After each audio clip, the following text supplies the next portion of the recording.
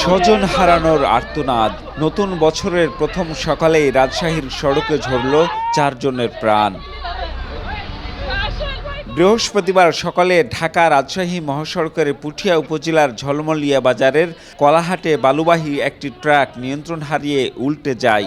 এ সময় বালুর নিচে চাপা পড়ে ঘটনাস্থলেই নিহত হন 4 কলা ব্যবসায়ী। মর্মান্তিক এই দুর্ঘটনায় শোকের ছায়া নামে এলাকা জুড়ে।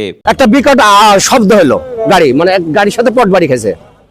গাড়ির সাথে পটবাড়ি খায়, গাড়িটা ব্যালেন্স হারা ফেলেছে। গাড়ি আর ব্যালেন্স রাখতে পারিনি, না রাখতে পারার পর ধরেন গাড়ি একবার সরসর নামে আমি হেঁটে গেছি। গতি অনেক বেশি থাকার কারণে আপনার ওই গাড়িটা আপনার দেখলাম যে ফার্ম করে সেকেন্ডের মধ্যে দেখলাম যে এই সপরিহাটার মধ্যে লোকের মধ্যে অনেক ঢুকে গেল। পুঠিয়া ও নাটোর ফায়ার সার্ভিসের কর্মীরা মরদেহ উদ্ধার করেন। দুর্ঘটনা কবলিত ট্রাকটি জব্দ করেছে পুলিশ, তবে পালিয়ে গেছে চালক ও হেলপার। সংবাদ পাওয়ার পরপর আমার Puthia fire station, Natore fire স্টেশনের অফিসার কর্মকর্তা সবাই এসে এখানে ঘটনাস্থলে আসলো।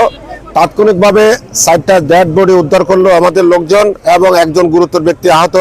নিহত 4 জনের মধ্যে 3 জনের বাড়ি নাটোরে ও 1 জনের বাড়ি রাজশাহীতে। Ziaul Gani Salim, star news, Rajshahi.